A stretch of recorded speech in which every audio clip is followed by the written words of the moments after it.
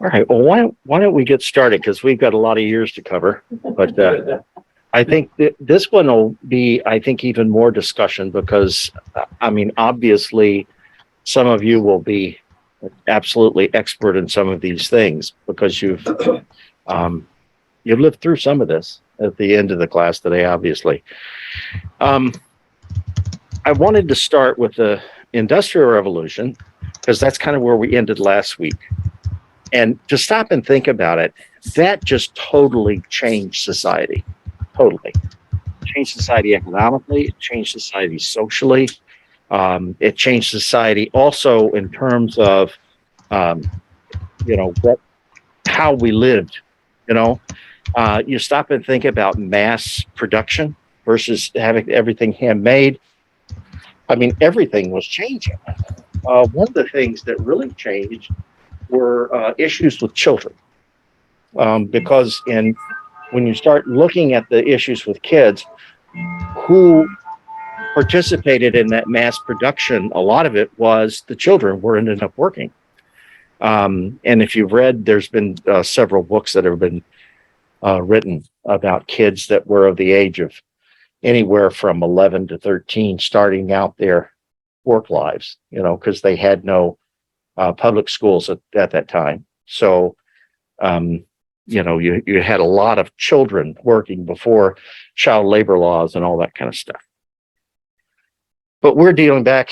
I want to go back beyond that for just a little bit and talk about we talked about the Renaissance and we talked about the Reformation. And then isn't it interesting that following and the Age of Discovery and following all that, you have some of these independence movements going on. You had colonization, obviously, in different parts of the world by different European countries. And then you started having revolutions. You had the American Revolution. Of course, you had the French Revolution. Did that change France by any way? Obviously. Of course it did. How did it change the church? How did the church function? The church had a role in the French Revolution, right? I mean, of course, the Catholic Church had a role in the French Revolution. Because and then we look at that and it goes all the way back to Constantine, doesn't it? Because it's during Constantine and his time that you start having the church engaged with society as a part of the ruling body of society. By the time a little after Constantine that we get to the Council of Thessalonica, where Christianity is considered the church of the empire. That's a whole different place than a persecuted church. So when we get down to on your map, you'll see here you have the American Revolution, French Revolution, then you have the Industrial Revolution, and then you have the rise of these nation states. My God, it hasn't ended, has it? I mean, this is happening all over again. I was just reading about Peru. Have you read about Peru and what's taken place down there? You look back at the now I'm thinking of the first word, the spring. How many years ago it took place in Egypt and took place in Democracy Spring. Yeah, the whole, that whole uprising. Well, it's taking place in Iran right now. I mean, you're seeing a rise back of the pendulum swings back and forth. And of course, during this incredible period of time, too, we have the rise of the nation states. You also have people like Beethoven. I mean, I got to mention Beethoven, right? Did Beethoven have any impact on the church? I mean, my Lord, yeah, of course. And if we look at, and Gene, you would be the expert in this, but if you look at a lot of those great composers and the period of time that they worked in, oh my goodness, how avant-garde they were in terms of their productions. And we take it for granted these days, that, oh, well, that's just those wonderful composers. But at the time they were composing this music, boy, some people, well, wasn't it true that some of the churches wouldn't even play their music? And how we've changed. The other thing I had to put on here is steam locomotives, because that just totally changed transportation forever. I wish they were still running passenger logos. That would be wonderful. But it certainly changed things where people could move and travel. And this was the age of colonialism in South America and Africa and India. And of course, that is part and parcel with the national, the rising of nation states. This was the time of slave trade. I mean, if you stop and look at those kinds of things, that was a different world, very different world. And we try to get kids in education to understand how different that world was. And it's kind of hard to express it. May I add a little bit? I've taken Absolutely. Several trips to Europe playing historic instruments there. And so many of the churches were turned into political, armies were housed in the churches. They were no longer used as churches. And what really shocked me, how many of the organs pipes were melted down to make ammunition. Oh, really? I've never heard that. Huh. Especially in France, we ran into it all the time, that this and that organ was melted down to make munition, and in this church were housed the troops. Shocking. Mm-hmm. Which is so interesting because it's such a direct opposite of what Jesus stood for. I mean, and is that where you get a lot of the architecture, even like our architecture, where you've got this big tower and you've got, I mean, it almost looks like a fortification in some ways, where you can keep lookout. They left several parts of the churches actually as it was, where you could see how it was, ended up being a housing for the army. Yeah. It's quite shocking. Wow. Go ahead, John. I'd also point out that slightly before the beginning of your timeline, especially 16th, 17th century was the age of the religious wars. Mm-hmm. The Christians were fighting each other. Absolutely. They certainly were. You go a long way, but when you start off with Jesus and you get to that, I mean, you've gone a long way. But it all goes back down to some very, very basic things, and it does go down to what we were talking about today. I think it goes down to hubris. It goes down to ego. It goes down to when you stop looking at the faith as the faith and you start looking at the faith of what you can make other people do. That whole business. Take Lynn. Yeah, go ahead. Your mask. Huh? Take your mask off, maybe. It's easier to follow you. I think we're safe. Okay. Wait a second. I got it caught. See, I'm showing my feet of clay here. I'll put my hearing aid back. If you get to the point of the 1850s, we're seeing pushback in the United States against slavery. You're seeing it in England a little bit earlier than that. And, and then of course that's leading to the Civil War, in which everybody in the United States, of course, knows about. And you do understand that this was not a war about slavery. It was a war about it. In the South, we call it, when I was raised, they used to teach us, it was called the war against Yankee aggression. They were serious about that. This is the old Southern myth, that they would teach us in school. This wasn't about slavery. Slavery was good. They were teaching us that in the 1960s. There was nothing wrong with slavery. They were, what this is about is the economics in the North, trying to come down and tell us how to run our lives. So, of course, the Civil War is about slavery. I'm just teasing. But the fact is that you have those kinds of teachings that last for a long time. They're still going on today, right? I mean, how many of us have seen the stars and bars flying around town, with people's houses and stuff? And you're thinking, do you really understand what that means? But I also don't want to get so myopic that I look at the United States and don't look at the rest of the world. Because if you look at China during that same period of time, they had a horrific civil war. Did they not, John? They did. And the rebels were kind of the crazy version of Christianity, too. So Can you speak about that at all? Do you want to? But sure, the rebel leader was called the Taiping Movement, and it ended up probably with deaths over 20 million people. 20 million. Right. And but the leader was somebody who had some fits and so forth, and his interpretation was that he was the younger brother of Jesus, that God had told him to destroy the Manchus and to liberate the country, and he created this gigantic movement. Wow. Wow. By the time you get into 1900, you got mass production going on, and the huge thing was electrification. Did any of you, were your parents of an age where they remember times before they had electricity? My grandmother. Your grandmother? Yeah. My grandparents in Grafton, West Virginia did not have electricity until, I remember that when I was a little kid visiting them, and they were just getting it. They thought it was just a marvel, but they lived up in the middle of the hills. So, and actually I had a woman who, when I was in Nebraska, who lived off the grid. She didn't have electricity. She didn't have running water. She used to go out with a bucket, and she had a well, and that's how she got her water.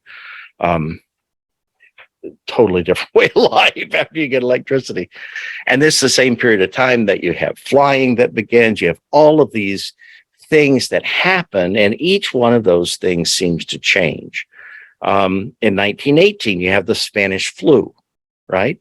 And then you also have World War I that's going on, the first war to end all wars. Then you have the Depression. And a lot of these kinds of things, you started having shifts that were taking place in the church. And some of the shifts that were taking place were ecclesiastical. The presiding bishop of the Episcopal Church. Now, the Episcopal Church is formed in 1789, I think was the year. That you have the presiding bishop was always the oldest bishop in the House of Bishops. And that would make sense, right? And so he would preside over the House of Bishops. I could say he because it was always a him. But by the time that you get to mass production, corporations, these kinds of things, they begin to see that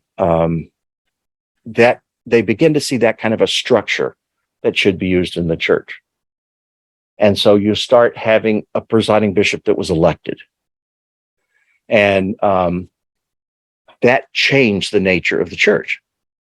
It used to be, and I grew up in a diocese that was rather old-fashioned. It used to be that bishops wore black shirts. They didn't wear red shirts. Because talking to a bishop was no different than talking to a priest. Because when the bishop was the oldest in the House of Bishops, he had a diocese to run. You see, he didn't withdraw from the diocese so he could be the presiding bishop. He had a diocese to run. So they were much closer to laity. They were much closer to clergy. And then you had a shift when they started kind of taking on this corporate model. And we're still dealing with this corporate model today. In fact, it's gone one step further because now they started wearing purple shirts. You see, they wanted to know that they were CEOs. They wanted everybody to know that. I have a very funny story I'll tell you the story. I probably have said it before. We were in a restaurant in Chicago. And of course, the bishops in Chicago were always wearing purple shirts. And the Bishop of Chicago at that time was a rather, he had an air about it. Let's just put it that way. And the waitress was going around and she was obviously a bit nervous, but she was going around taking our orders, and she came to the bishop and said, "Okay, Robin Redbreast, what are you going to have?" My God, he was mortified. It laughed. I thought, oh man, come on, get a grip, But of course, and then we start doing something very, very different in the church. By the time we get into a modern era, we start calling our presiding bishop a primate. This is a shift. A primate. A primate is a title that you're given when you are a metropolitan, when you are a bishop of bishops. It would be like the primate in the Roman Church would be the Pope, obviously. The primate of the Anglican Communion is the Archbishop of Canterbury. The primate of the church in Nigeria, or these are a step above, and we never used that kind of language ever. But once we started using it, then you started having councils around the globe. You had these councils from Lambeth that would include the Council of the Primates, were a different group, you see, than just bishops. And we felt like we had to have a stake in that, so we decided to have a primate as well. I won't tell you what my opinion is on that. By 39, You just did. yeah, you just did. By 39, you have fascism, communism, World War II, nuclear arms. And before we get to the civil rights and all that stuff, I mean, you have so many things going on. I mean, if you stop and think about from 1900 till almost 1960, that's 60 years. Look at all the changes that took place. And we haven't even talked about automobiles. That changed the world, right? So, I mean, you had a huge change in society. And how did the church change in that? Well, one of the things the church did was the church became much more interested in community assistance than they did prior to public schools starting like in the 1830s and really becoming more popular 1840, 1850. Prior to that, you had churches were community centers, right? I mean, we're one of the few churches in Binghamton, Episcopal churches we're the only Episcopal church has a gym that I know of, right? Do any of the other Episcopal churches have gyms? I don't think so. But this was a community center. The community used it. And a lot of churches around the United States would have a whole separate building. The Church of Redeemer that I was at in Bethlehem used to have a separate building they called the parish house right across the street. It had a gym, it had a weight room, it had all the athletics in town were run out of that building. Public schools didn't have those programs at that time. So what they did is the churches took up that thing that was lacking. They were filled with kids. And when they're filled with kids, you have to do something with the kids, right? And so they come up with scouting. They come up with all these different ways and activity that you can engage kids and that you can take up some of that spare time. So one of the things that changes in the church is you have children's education. The first children's education formally was William Whiten in Philadelphia at Christ Church in 1790. But this is what the education was for. If you think about 1790, that's before public education. What it was about was the kids that were working full-time, well, they more than full-time jobs. They were working 60-hour weeks, right? They couldn't read, they couldn't write. And William White said, no, these kids need to learn. They're never going to get out of this cycle if they don't learn to read and write. So he would take kids off the street. They would teach them to read. They would teach them to write. They teach them the scripture. They teach them the catechism, those kind of things. And by 1826, you start having a formal program in the church for Sunday school. So if you stop and think about that for a minute, Sunday school really isn't that old. For most of the history of the church, there was no education for children. It didn't exist. And so once it did exist, you started having some emphasis put on kids, but the emphasis that was put on kids became even larger once child labor laws were passed. Because child labor laws said you can't take those young kids and put them in factory settings. You can't take those young kids, put them in mining settings, et cetera, et cetera. And what happens is those kids all of a sudden have a lot more free time. And you have to do something with them. So the church steps into that. They become much more child-centric, if you will. And then you have something else that takes place, and this is going to take place a generation or couple generations later. By the time you get to the 60s, you have the baby boom, right? And so that's when churches all over the United States started building education centers. They started building buildings with classrooms, and which now they're all empty. And we're wondering what to do with them. You know, we have to rethink about those things. But that's the time that everybody remembers as the glory days of the church nowadays, is the 60s, when you had 1 million kids.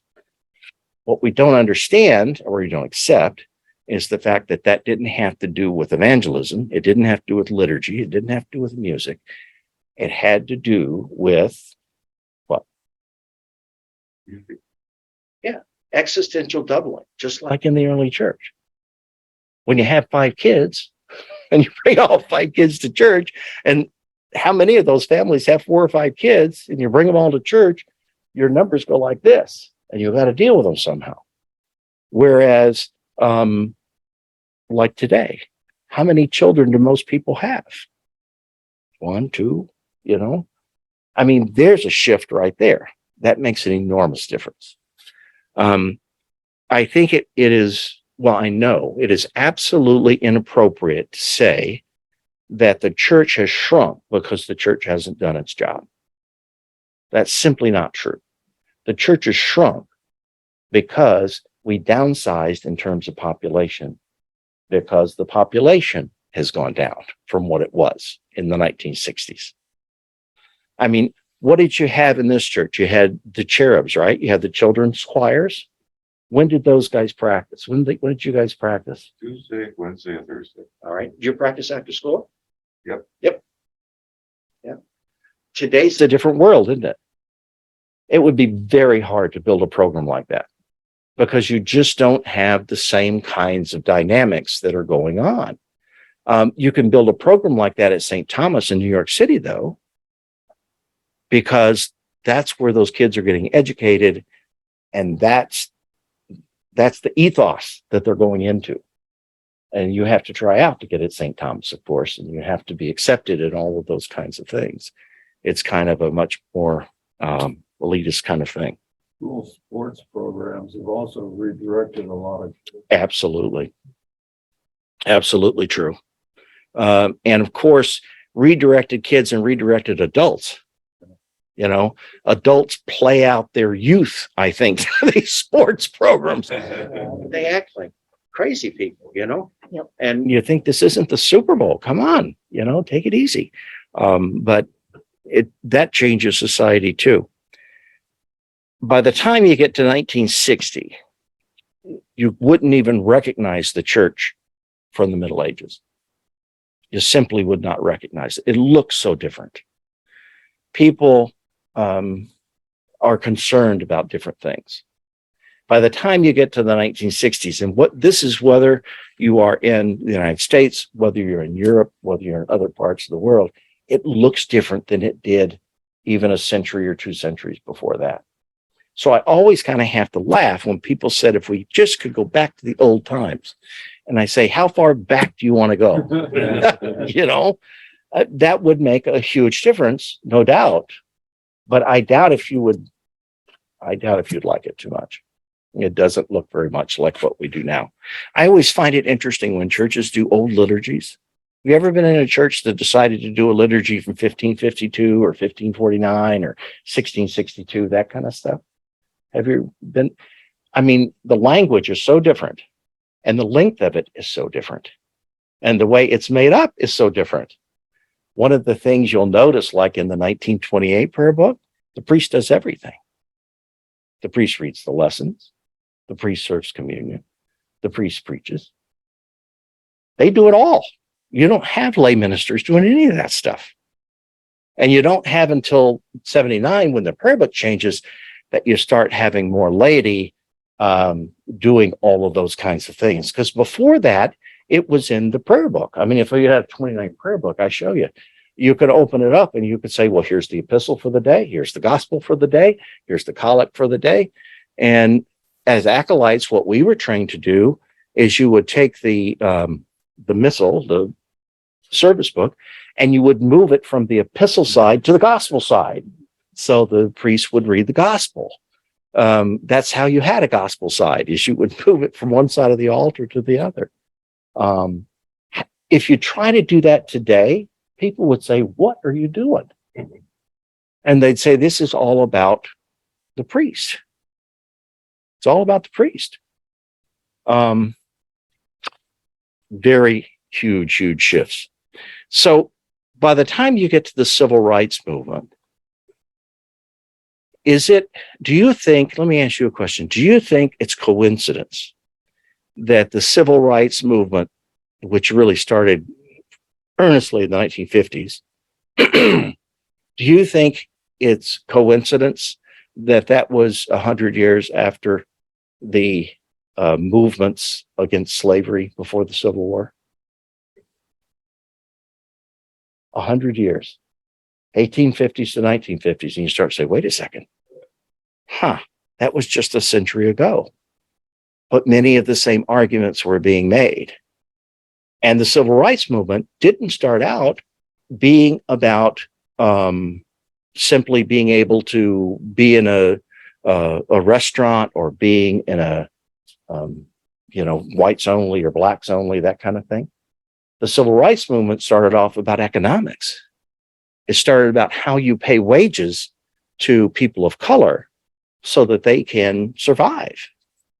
And so you had that movement, and that's when they got into it, and they got into this whole, the whole racial piece of it, as well as the economic piece of it.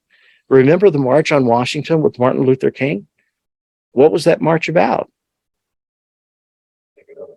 Yeah, it was about economics. And they even advertised it as that. So, but we forget about that. We say, oh, well. And then we say, yeah, we've learned our lesson. We've fixed this racial thing. And we find out, no, we haven't. And we start looking around and you start figuring out that you wonder how much progress has been made. What did the church do in the midst of that? What did the church do, for instance, in the Civil War? Well, the Episcopal Church split. We had a Northern Episcopal Church and we had a Confederate Episcopal Church, for those that believed in slavery and those that didn't. And even though when I really had to laugh when somebody was giving a review of that period of time, and one of the things they said was the Confederate Church, was short-lived. Confederate Church still exists today in some ways. It doesn't in terms of organization, but boy, it sure does in terms of undertones. It's crazy. And that played out in the 1960s. The Episcopal Church as a national church set forth and this is where this language comes in the prayer book too. It sets forth a program for dealing with racism. And this is where you get respect the dignity of every human being and all those kinds of all that kind of phraseology. But there was a counter to that in the national church. And it was led by the bishop that confirmed me, Bishop Carpenter in Alabama. And he had a group of people that stood over and against that move, because this is a remnant of that Confederate Episcopal Church of the Old South. Of one more time, they're telling us what to do. And what he had done, and you might have heard this story before, but I got to tell it forever because it's part of my story, which I didn't know until years later. But I always wondered, blacks would go and visit other churches, white churches, and we never had that happen at Holy Comforter where I went. And the reason why is the bishop had told all the rectors, you position people and the wardens and so forth at the corners of your property. If you see blacks that are going to go to church, let the rector know, he'll dismiss the service. So nobody will be in the pews when they come in. The Bishop of Alabama, who confirmed me, did that. I didn't know that until much, much later when my mother said, well, your father was a warden and he totally disagreed with that and he wouldn't do it. And he got in all kinds of trouble with the rector because he thought that was wrong. But you had this playing out in the church. So today, to say that there's still racism in the Christian church, of course there is. Sure there is. In the Episcopal Church, we're really making a move right now, which is probably the strongest move we've ever made to try to root some of that out and to say, you know what, that's not really appropriate. We need to figure out how to undo what we've done. And so the civil rights movement was huge. The space program was huge. One of the things that always amazed me, though, is you've never had much theology written about space. Even with the new telescope that they have that can see back to, however long ago, I have yet to see one single iota of theology written about that. And I'm like, that would be a natural to talk about. How do we talk about God in light, excuse the pun, of, the Big Bang? How do we talk about God in light of being able to see back, and all those other galaxies that are going on? God's a lot bigger than we think God is. So anyway, the church is sometimes a little slow about what the issues are and what we can write about and talk about. Then by 2000, you have the Middle East wars. I didn't know how else to term it, because you have, you had Iraq, you have Afghanistan, you have the longest war in American history. You have all these different things that are going on. You have this Islamic Christian thing that's happening. And of course, you have the internet, which many of us thought was just a flash in the pan. It would be gone within a very short period of time. Well, I don't think that's going to happen. And then, of course, when we get to COVID and Black Lives Matter and the rise of white ring groups, you can look back on history and you can see this play out over and over and over again. It's the rise of the nation state. And one of the things they use for the rise of the nation state is right-wing folks, even like Hitler, who would say, well, it's the Jews' fault, or, it's people of different races' fault. So we've got a common enemy. So let's unite, et cetera, et cetera, et cetera. You see it play out over and over and over again. You can see it play out in the Roman Empire. And it was the Christians that was the ones that were making all the trouble. So they're the ones that got persecuted. I mean, this is just part, it seems, of human nature. But we've taken a shift in the church since that time, too. We started ordaining women. And we started ordaining people who were LBGTQ. I always say that wrong. And then there's a plus on it, and there's all kinds of other things. But saying that we can ordain people and people can be ordained and proclaim the gospel, whether you're of color, whether you're a woman or a man, whether you are gay, any of those things. And we took a whole step away from the global church by doing that. Because even Lambeth, as you remember at the last Lambeth conference, they couldn't even come to a conclusion over what to do with us. What do you do with the Canadian church, the American church? That's okay. The Catholics are asking the same thing, because the American Catholic Church is not in sync with the papacy. And this happens over and over and over again. Did it happen before? Of course, during the Reformation. You see what I'm saying? These things are circular. They seem to come up and go over and over and over again. So I guess the question I wanted to kind of sum this whole thing up with, this journey, is I think it comes down to, what do we aspire for ourselves as a church? Not just Trinity, but as a Christian church in the Episcopal kind of way. What do we aspire to? I mean, do you aspire to social programs? Do you aspire to being programs for kids? Do you aspire to what? now a good deal of our focus is on visitation, people who are ill, things that are going on. That's why we have such a large pastoral care committee, and it does so much work, because you have a lot of that happening. And we've all been recipients of their ministry. But what do we want to be? What's going to be the next step for the church? I think that's Bishop Deede's been trying to get people to ask that question. What's going to be the next step for the church? We've already stopped trying to say we need to become what we were in the 1960s. We've stopped that. In fact, if you talk to Mother Carey, who's the candidate of the ordinary, what she'll tell you is you go with what God's given you at the present time. And there's nothing wrong with attracting people and attracting young families and so forth. But the fact is, if you have the attitude that we're a failure because we don't have a youth group and we don't have all these kids in church, then you'll never go anywhere.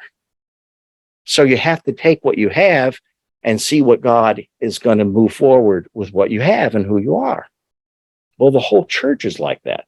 Oh, and by the way, the church isn't shrinking as bad as we thought, because the church level of attendance, the ASA, is approximately the same as it was prior to World War II. What we've seen is an adjustment, just like the stock market or anything else. That's what you've seen. And we've all, so many people have made such a big deal out of it. It's because you changed the prayer book. It's because you changed this and you changed that. No, it's a cycle that we've gone through. Will it recycle? Probably. I used to have a friend of mine, the priest in Steamboat Springs.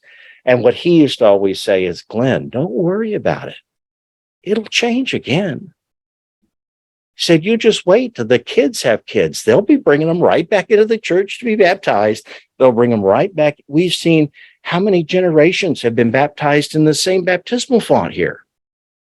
You see, it becomes a church for the family. It becomes a symbol of their part of their identity as a family, is the church.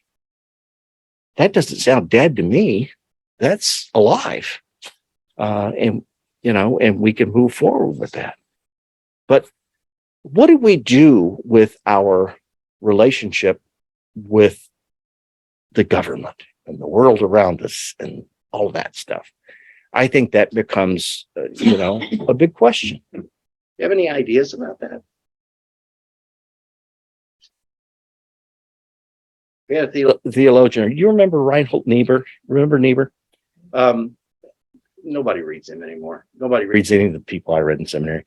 But one of the things, Niebuhr once wrote a book about Christ above culture, Christ in culture, Christ transforming culture. He was trying to play with this idea: is how do you interact with the world? Do you join with the world? Christian nationalism. Do you are you leaven in the lump of the dough, which is obviously where I am? How do you react to the world? How do you engage with it? I think that can become very, very tough. The rules I lived under for so many years were very basic. And that was, there's a definite distinction between church and government, between things that were public things and things that were just church things. I once had a big debate with a fundamentalist preacher, and I can't remember where it was now. Could have been in Colorado. I can't remember. They wanted to use a public school for church gatherings. And I said, no, that is not right. There is a separation between church and state. And he said, whose side are you on?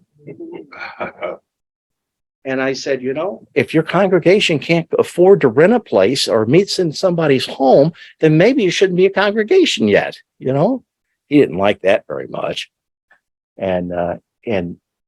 So he did petition the school district for permission to meet as a church in there on Sunday morning.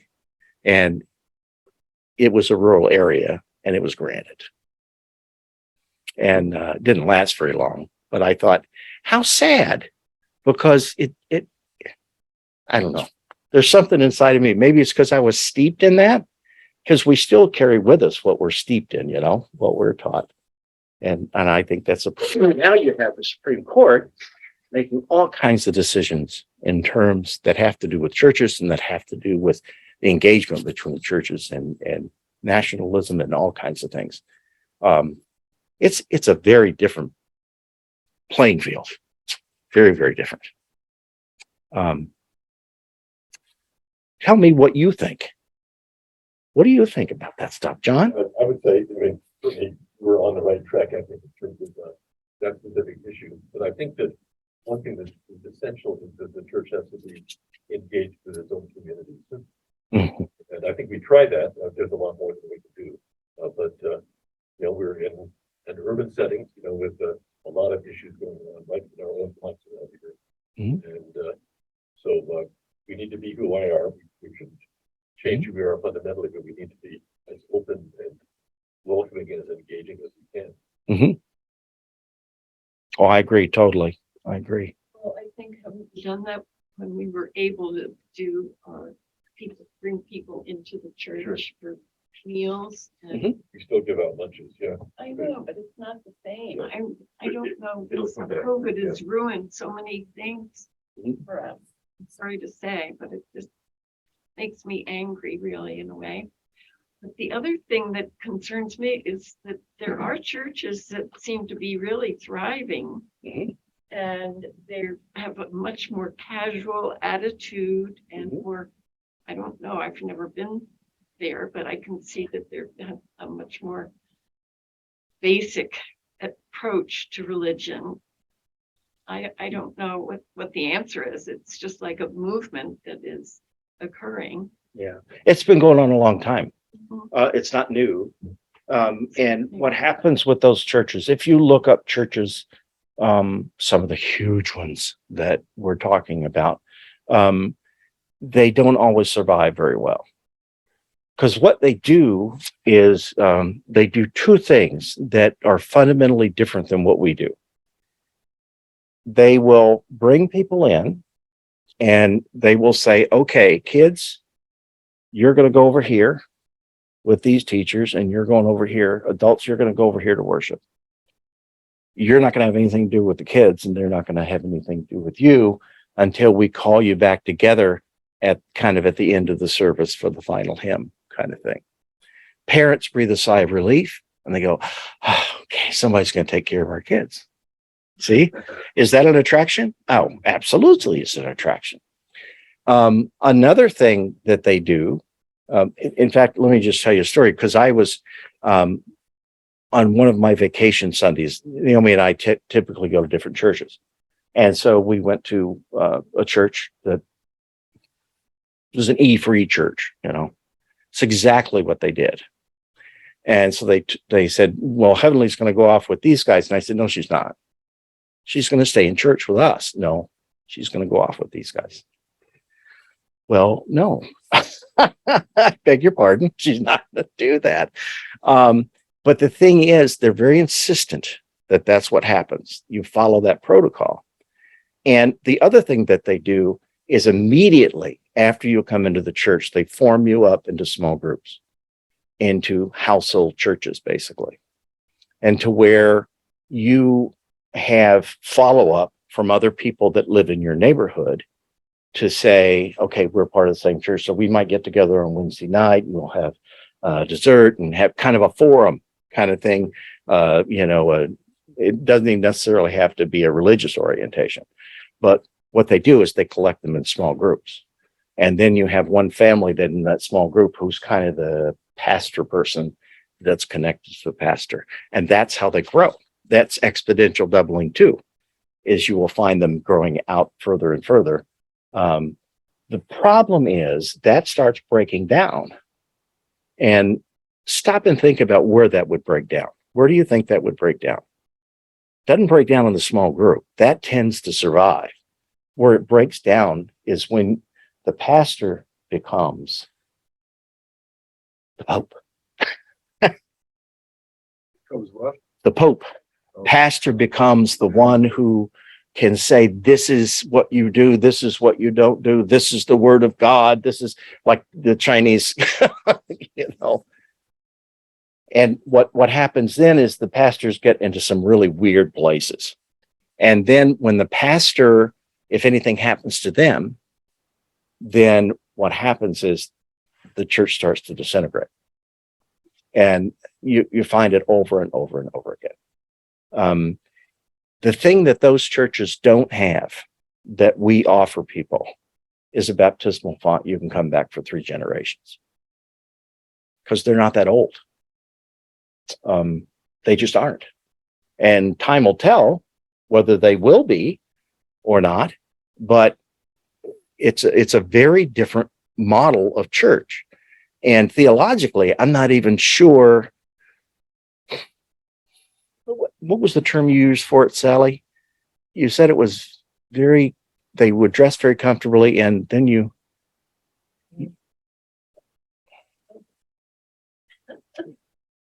said it in a way I thought was very, very helpful.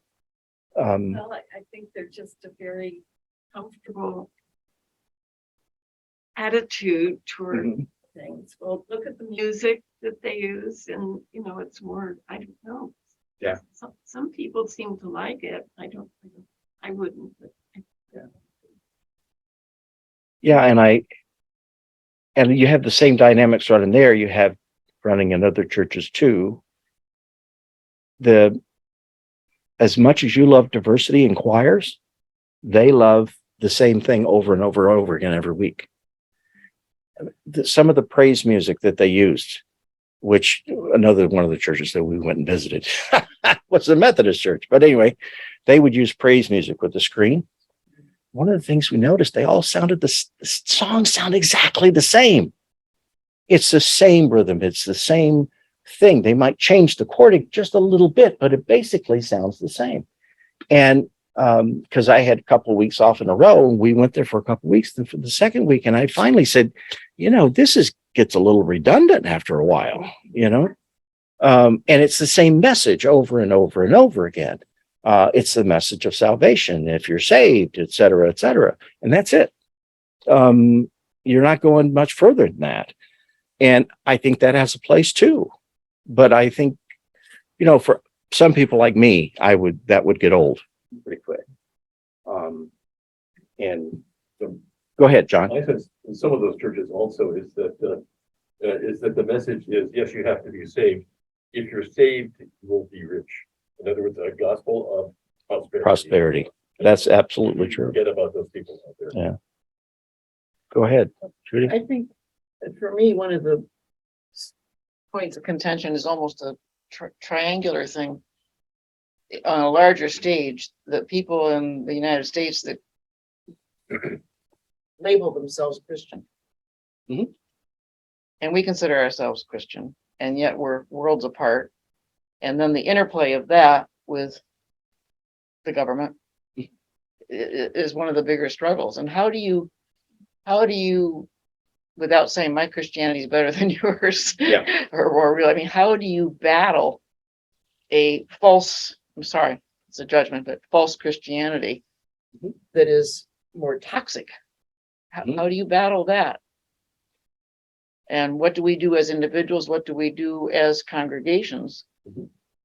to spread what we feel is the true Christianity? How do we battle that kind of movement? Yeah. I think you're right on target.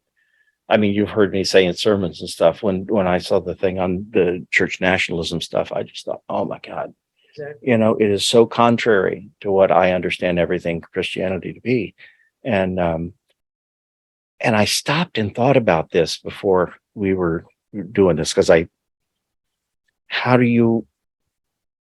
what do you do with that?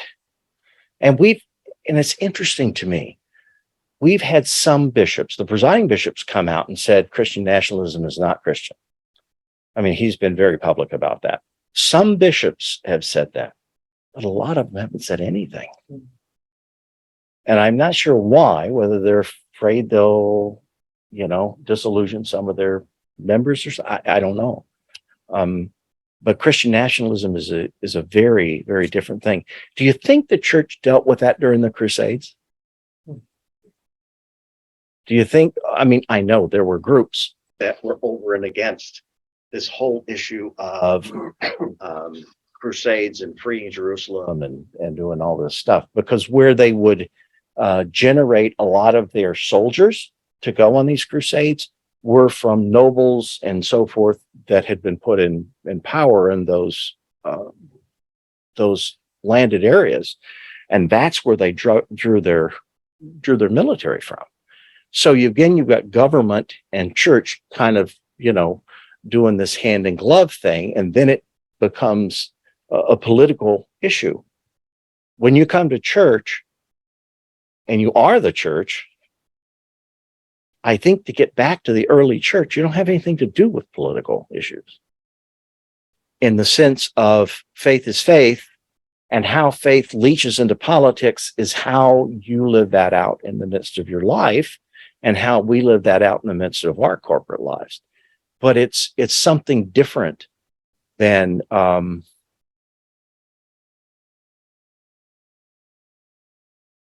bringing a flag into the center of it and say, unless you pledge allegiance to this, then you don't have a place here. I mean, that's just so different. They used to do that in a church that a friend of mine was at in Arizona. Every service, they brought the American flag, they processed it out in the middle of the aisle, and they all sang the first verse of God Bless America. It was the same church Barry Goldwater went to. That tells you something, But that's light years away. That's bordering on Christian nationalism right there. We need to do something more than we're doing, I think. But what that is, I don't know. I think it's a tough question. It's a very challenging question. So you've got that piece of it. You've got the racial piece of it. You've got the economics piece of it. Lord knows. I mean, we're talking about economics around us are tough, and what we had NOMA that came in here and was interested in even using some of our building to run some of their programs. Like they gave haircuts for kids before they went to school for families that couldn't afford a haircut. They said they had kids lined out the door. We don't live like that. We don't think like that. We just don't. And maybe we need to start thinking more like that, and being educated ourselves. And they finally decided they were talking about using parts of the building for some of their different programs. And then they decided that they would, I don't know if they leased it or bought a different building that better suit their purposes. But I thought to myself, how sad. Because that could have been a beautiful partnership, with what we were doing. But Well, I think John was great. Just care for the people around us and find maybe programs like that we hadn't thought of, but that's what the church basically should be, I feel. And I think we were able to do more of that, before all these COVID restrictions. But I don't That's know how to absolutely think true. that. I think that's The something Haven program, yeah. a flourishing program in our undergrowth. oh yeah, With the high school. the Haven, yeah. Mhm. And that's wonderful. Yeah. Like it's very much needed. Why did we stop? Because of insurance issues or something like that? No, the kids stopped coming. Yeah. Really? Yeah. They thought. Well, that was after 10 years. But every program has a life. Right. It was meaningful when they started and we were doing the things that drew the children here. But when you think of the life of a teenager and what has happened between the internet and video games and cell phones and, their lives changed dramatically. And somebody else opens up a program that seems more interesting to them, or the school does something, and then, they just float away and they float with their friends to somewhere else. But that, they stopped. Well, I thought there was something we did for mothers, like high school mothers with babies. That didn't Yeah, such a. They could come here and nurse their baby, or they could have someone caring for the baby when they couldn't get their mothers to do it or something like that. I thought we did something, we tried to do something. like I think that Rob's mother was involved in that and it was very successful. It filled a niche that was not being filled by anyone else. Mhm. And then other services became available to those girls that either was easier, more appealing, more whatever. And it closed because the services were available elsewhere. It's a good start. It was, yeah, it filled a real niche for a while. It was great. You know, it's interesting, Joan, because I think you're absolutely correct in some of the technology that changed. Because if you talk to Ladine, or if you talk to the folks that were in the Haven at the end of it, Ladine will tell you, and Arlene said the same thing. It really ended when the cell phones came in, because kids were texting on cell phones instead of talking to one another. They would come into the Haven and they would sit on the couch and they would text. Well, you can't get engaged in anything that way. And if you talk to Ladine, she's very opinionated about that. She said, you know, that's what killed it, you know, because they couldn't engage with each other anymore. One of the things I'm finding out, though, at home, being the parent of a 13-year-old, finding out several things. The world has changed, everybody, from before when we were raising 13-year-olds. But one of the things that I'm finding out is there's not nearly as many safe places as we might think. There's not nearly as many non-competitive activities available to kids as we might think. And, you know, I keep looking at this gym and saying, God, there's something we ought to be doing with this that's not competitive. That's not, you know, that's just fun. That just gives people an opportunity to gather and play and do some of that. You know, but I haven't put my finger on how we can do it, but I don't know. Well, and the other problem I would say is that, you know, you look at the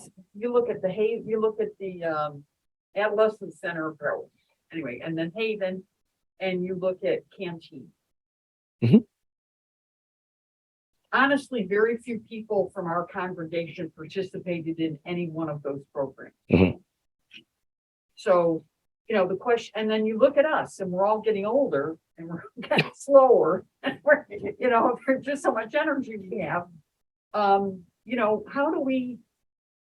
Adult daycare. Yeah. Well, you know, there's a church doing that. I mean, There's a need for that for sure, but you know, so we There's have to actually think context of like, are we gonna try to raise money to run a program, to hire people to run a program in our facilities or something? Do we have the wherewithal anymore among our congregation to do the part, you know, the day-to-day work to run a program? Mhm. that's a very good point. You could raise money to donate to someone else to do it. Like Yeah. the Boys and Girls Club or Go ahead, Judy. like that. Another challenge is that both individually and institutionally, in some ways, we become terrified to raise our voices in support of something or against something. I mean, all my life I've been a loudmouth. I speak up. You? Yeah, and speaking up against or for things that I passionately believed in. I no longer want to do that. I'm afraid somebody will take a pot shot at me. Anywhere you go, whether you're an individual or whether it's an institution, we run up against the fact that in this world right now, you create a risk by speaking out. True. And Christianity has a history of people who speak up. Where do you go with that? Yeah. What forum can you provide for people that they can raise their voice and say, this is what I think? And that's, I wonder if that's something we could do. We have to think about that one. I wonder if that doesn't provide an avenue. I don't know. Because a lot of times public discourse isn't very civil. So, No. and you know where I found that? Well, I wanted to say two things, and I think we need to stop. But one of the things I want to say is one of the things that people look for in churches is what meets their needs. What meets their needs. When you start looking for a church, if you have a kid with this situation, or then you look for a church that can help minister to that kind of situation. They're not as concerned about denomination. They're not as concerned about liturgy or about any of those other kind of things than they are about how can, this church help me in some way. And if you start looking at, when you said, did somebody say elderly care or some kind of a daycare for elderly thing? If you look it up, you will find churches that'll do that, and people that engage and come into churches because they're doing that kind of work. You find that to be true. And the other thing that I wanted to say before we ended is I really appreciate the time that you've taken to come in and we can talk about some of this stuff, because some of it's not the most comfortable stuff or interesting stuff in the world. But, you're committed as Christians and as members of this church, and you've come in here even during Advent and participated. And I want to thank you for that. Thank you. Thank you very much. We have a lot to work.